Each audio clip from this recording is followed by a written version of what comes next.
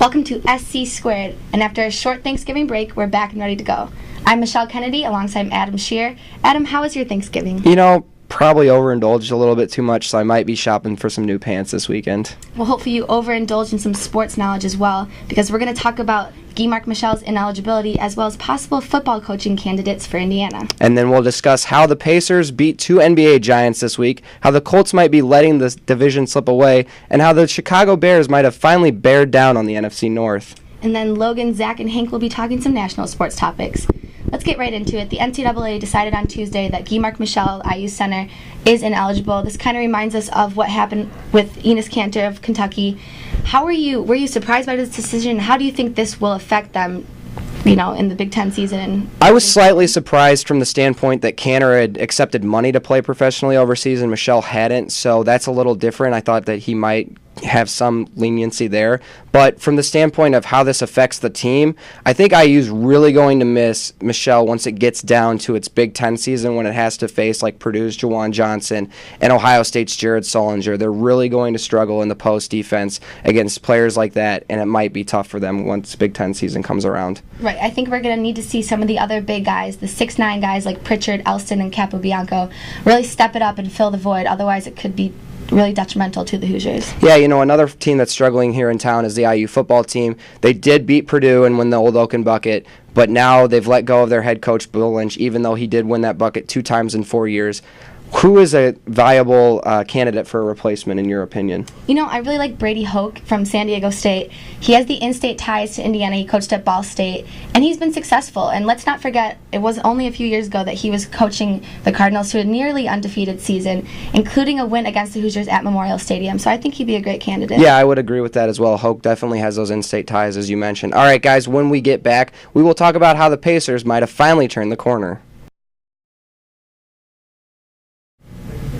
Welcome back to SC Squared.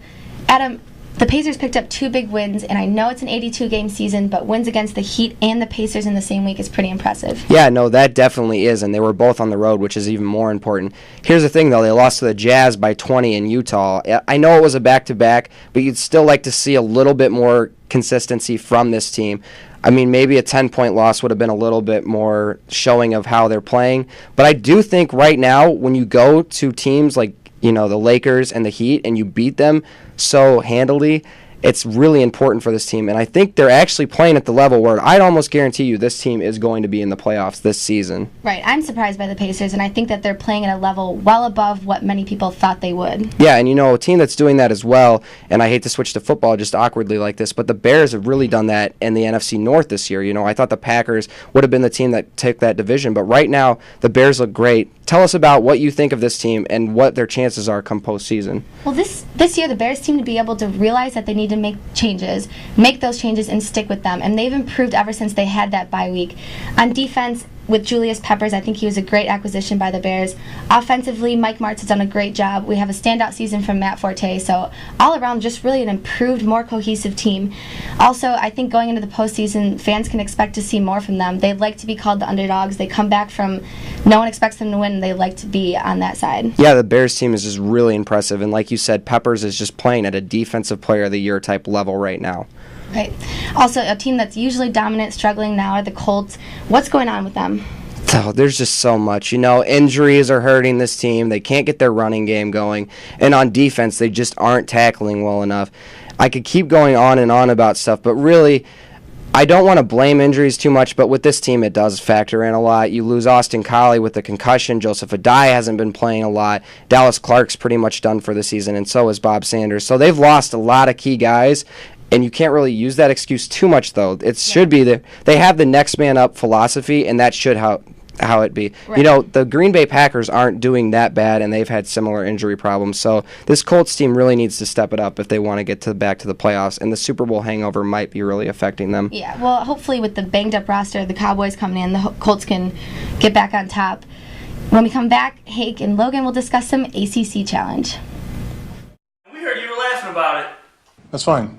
I'm not laughing about it. You think this is funny? We don't think it's very funny at all. We take IU SportCom very seriously. Do you? I'm real serious. I put my heart and soul into this every single week. What do you do all week? Just telling you right now what I do every single week. Every single week, I put my freaking heart and soul into this. I study my ass off. I don't go out there and laugh. It's not funny. It's not fun. Nothing's funny to me. You want funny? I got a joke for you, Derek. I'm done.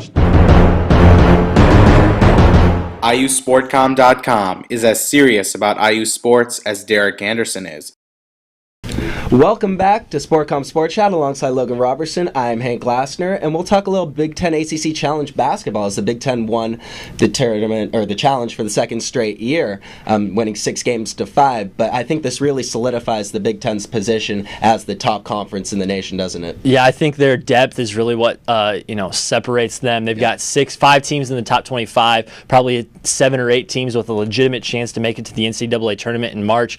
So their depth is really what gets it. They've got a couple of teams in the top 10. Michigan State played great against Duke, probably the 2 best teams in the country right there. And Wisconsin looked really good. And Northwestern getting a big win against Georgia Tech. Please make the tournament. So, maybe the first year that they can make the tournament. Right. So that's really big. And so that just shows the kind of depth that the conference has this year. Yeah, Michigan State played just about as well as you can in Cameron Indoor Stadium and still couldn't manage to fight out with a win because Duke is just that good. What do you make of IU's loss to Boston College? I mean, Steve Donahue is in a rebuilding mode over there, kind of like what Tom Crean's in, but it's his first year there. What do you make of their first loss? Well, I mean, they really struggled in the first half, and I think that was just, kind of some road woes that they had. The first road game, first really true test that they've had this season playing a big conference team. So, it really showed in their they're struggling to shoot the ball, and then their defense really struggled as well. But they're, that 10-minute stretch with 15 minutes to go in the first half, or in the second half to the 5-minute when they got it down to 1 point, I thought that was their best 10 minutes of basketball that they've played. Definitely in that game, maybe in part of the season, able to come back, so it shows they have a chance to come back in some of these games. Yeah, if they can short up on their defensive lapses, they'll become a better team as the year goes on. When we come back, we'll have a little hockey action for you. Welcome back to our special Hanukkah hockey special alongside Zach Eisenberg. I am Hank Glasser. Happy Hanukkah to all our Jews out there. And let's get straight into it. The LA Kings have been rumored to be trading for Marco Sturm. I almost said Mark Savard, but that's a different Bruin. Yeah. Marco Sturm, who's been injured for a while. What makes of this? What do you think of this? It's very interesting the way this is going to be played out. Sturm's been injured with the ACL and MCL injury to his left knee. He has not played one game this season. Has a $3.5 million cap hit, which would leave the Kings with about $6 million in cap space to spare if GM Dean Lombardi were to make another move. But what's interesting about this is that Sturm had to waive his no-trade clause in order to be moved, and he cannot be activated from the injured reserve by the Bruins because it would put them over the cap limit. So the Bruins have to make a move. The Kings desperately need a left winger. So as of right now, the trade is on hold or potentially off the table. And my sources are saying that Lombardi is trying to acquire extra medical records about Sturm.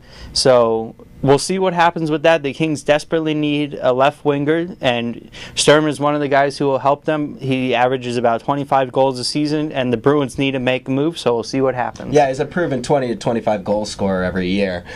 With that said, thanks for tuning in to SportCom Sport Chat. Once again, happy Hanukkah to all our Jews Happy out there. Hanukkah, everyone. And we'll see you next time.